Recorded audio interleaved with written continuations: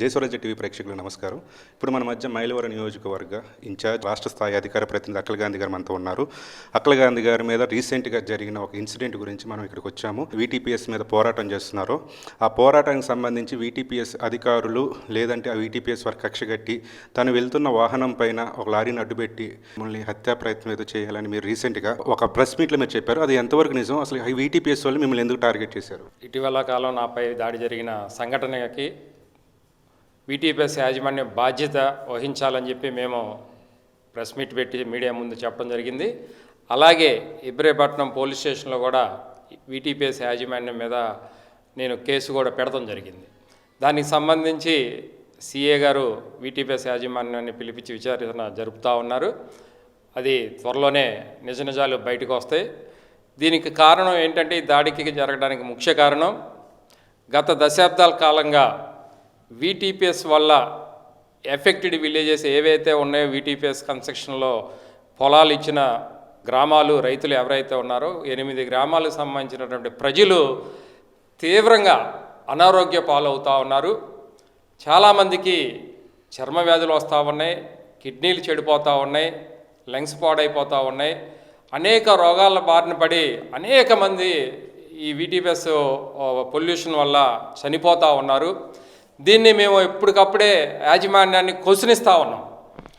మీ యొక్క అజాగ్రత్త వల్ల మీరు సక్రమంగా ఎప్పటికే వీటీపీఎస్ మెయింటెనెన్స్ సరిగ్గా చేయకపోవడం వల్ల విపరీతమైనటువంటి కాలుష్యం ఈ చుట్టుపక్కల 20 గ్రామాల మీద పడి ప్రజలు అనారోగ్య పాలై చనిపోతూ ఉన్నారు. దీన్ని మీరు అరికట్టాలి. మెయింటెనెన్స్ చేయకపోవడం వల్ల ఈ దౌర్భాగ్య స్థితికి వస్తూ ఉందని చెప్పి అనేక పర్యాయాలు మేము యాజమాన్యానికి రికమెండేషన్ ఇవ్వడం జరుగుతూ ఉంది. అదే క్రమంలో ఒక్కో సందర్భంలో మేము ధర్నాలు రాష్ట్రోకోలు కూడా చేయటం జరిగింది వీటీపీఎస్ గేట్ల ముందు. అలాగే వీటీపీఎస్ సంబంధించినటువంటి ఎలక్ట్రికల్ బోర్డు స్టేట్ వైడ్ మీటింగ్లో కూడా ఇటీవల విజయవాడ ఏ కన్వెన్షన్లో దీన్ని నేను క్వశ్చనించడం జరిగింది.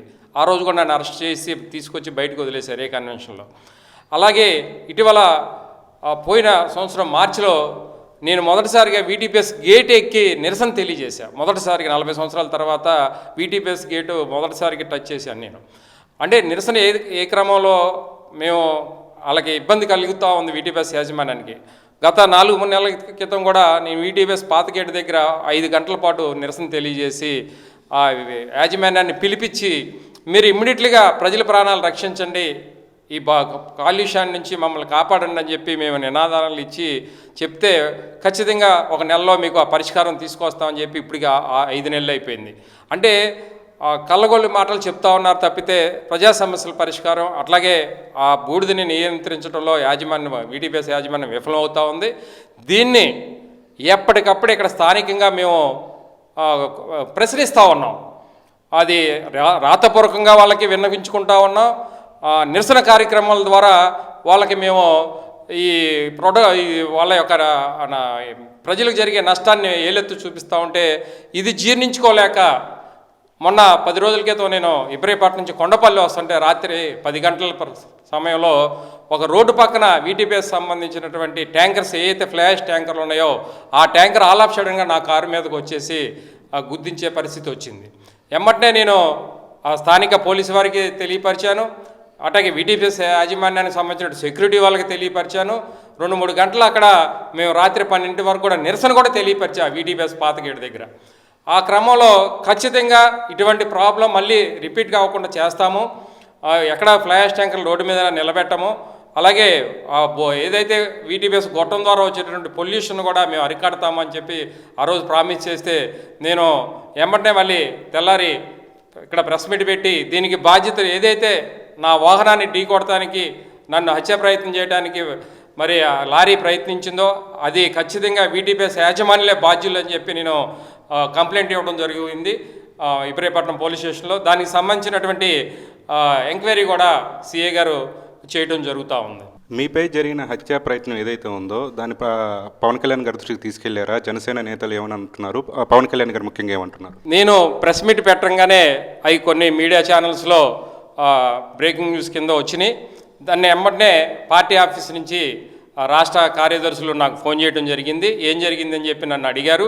అట్లాగే మా జిల్లా అధ్యక్షులు ఉదయభాను గారు కూడా నాతో మాట్లాడటం జరిగింది. జరిగిన విషయాన్ని వాళ్ళకి వివరించాను. దీన్ని పవన్ కళ్యాణ్ గారి దృష్టికి కూడా తీసుకెళ్లారు. ఖచ్చితంగా దీని మీద, ఎందుకంటే ఆ పొల్యూషన్ శాఖకు సంబంధించి కూడా మంత్రివర్యులు పవన్ కళ్యాణ్ గారు కాబట్టి దీని మీద నేను ఖచ్చితంగా ఆ బోర్డు యాజమాన్యంతో మాట్లాడి చర్యలు తీసుకుంటామని పవన్ కళ్యాణ్ గారు చెప్పడం జరిగింది. ఖచ్చితంగా ఈ ప్రజలకు నష్టం కలిగేటటువంటి నష్ట నివారణ బట్టి ఖచ్చితంగా పార్టీ తరపు నుంచి కూడా ఒక పవన్ కళ్యాణ్ గారు భరోసా ఇవ్వడం జరిగింది.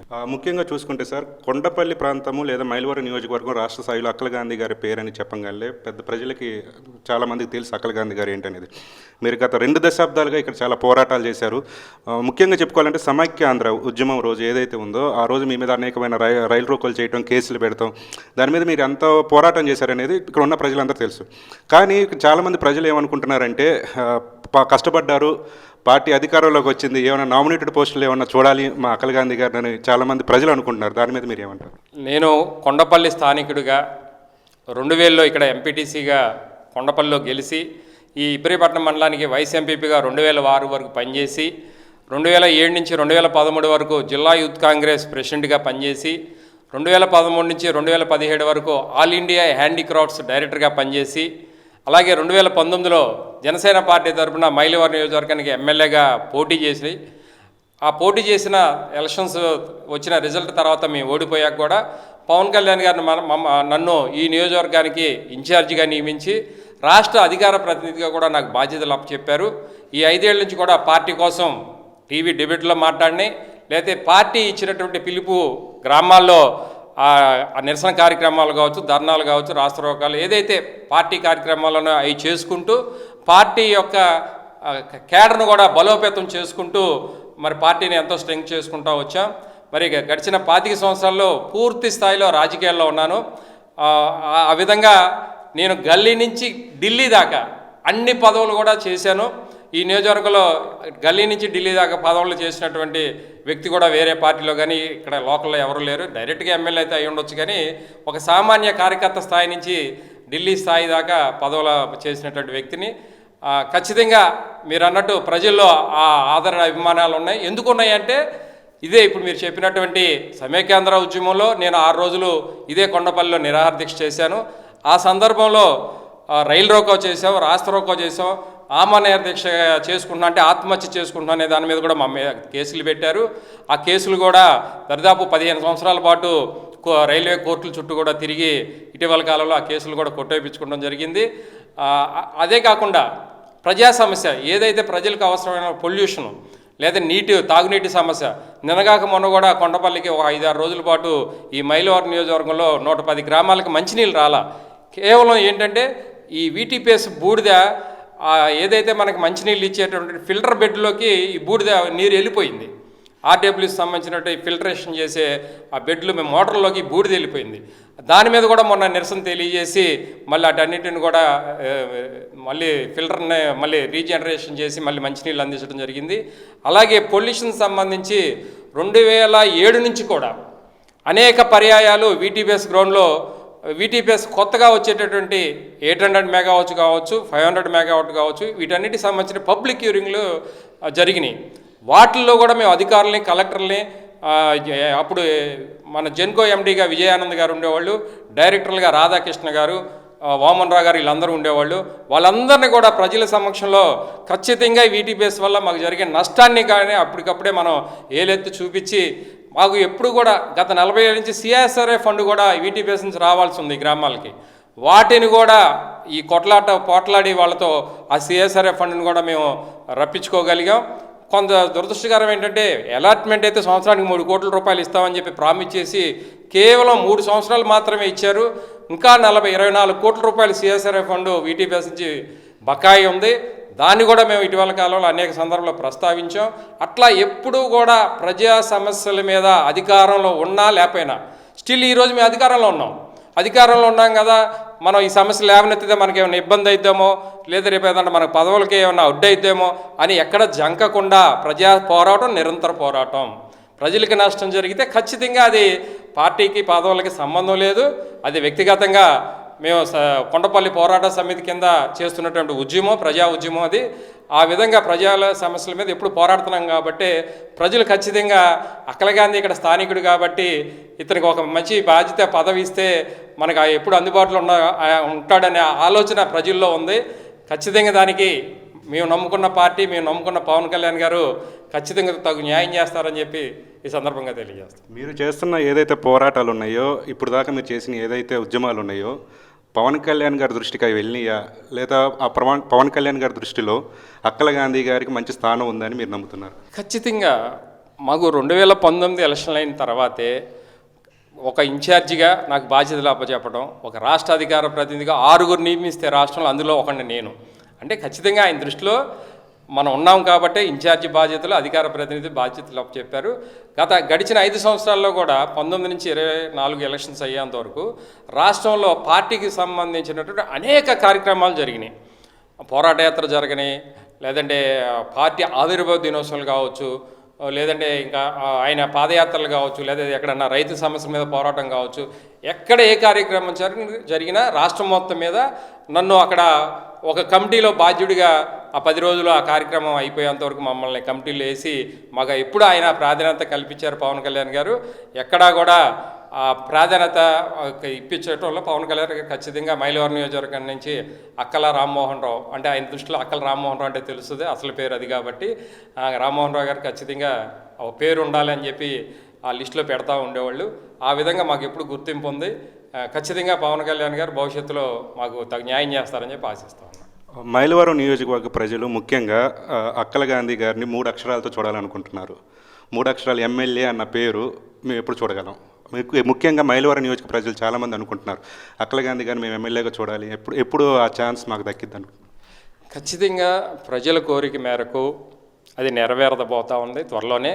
ఎందుకంటే గడిచిన 25 సంవత్సరాల్లో ఎంపీ అది చెప్పాను ఇందాక మీకు, గ్రామ స్థాయి నుంచి రాష్ట్ర స్థాయి, ఢిల్లీ స్థాయితో కూడా పదవులు చేస్తున్నాము. అంటే ప్రజా సమస్యలు ఈ మా మైలవరం నియోజకవర్గంలో 5 మండలాలు ఉన్నాయి, ఒక మున్సిపాలిటీ ఉంది. ఉదాహరణకి రెడ్డిగూడెం మండలం ఉంది. అక్కడ మామిడి రైతులకి ప్రసిద్ధి రెడ్డిగూడెం మండలం. ఆ మామిడి రైతులకు సంబంధించిన ప్రాసెసింగ్ యూనిట్ కావాలి, వాళ్ళకి అక్కడ స్టోరేజ్ కావాలి, వాళ్ళకి గిట్టుబాటు ధర కావాలి. అట్లాగే మైలవరానికి సంబంధించి చంద్రగూడెంలో మల్లెపూలు ఫేమస్, మైలవరంలో కూడా కొంత మామిడి ఉంటుంది, ఒక సగం %. ఆ మల్లెపూలకి ఎక్స్పోర్ట్ చేయడానికి స్టోరేజ్కి ప్యాకింగ్ కావాల్సినటువంటి అక్కడ స్టోరేజ్ అవసరం. జీకొండూరుకి వచ్చేసరికి టమాటా ఫేమస్, ఆ టమాటా ఉత్పత్తిని పెంచడానికి ప్రాసెసింగ్ యూనిట్లు ఏర్పాటు చేయాలి. అట్లాగే మన ఇబ్రహీపట్నం మండలానికి వచ్చేసరికి ఇండస్ట్రీస్ ఫేమస్, ఇక్కడ ఇండస్ట్రీస్ అనేక రకాల ఇండస్ట్రీస్ ఉన్నాయి. ఈ చదువుకున్నటువంటి మైలవరం నియోజకవర్గంలోని యువకులకి ఈ ఇండస్ట్రీస్లో ఉద్యోగ అవకాశాలు కల్పించే బాధ్యత తీసుకోవాలి. అట్లా అనేక మండలాల వైజ్గా, ప్రాంతాల వైజ్గా ఇక్కడ ఉన్నటువంటి సమస్యలు పూర్తిగా అవగాహన కలిగినటువంటి వ్యక్తిని.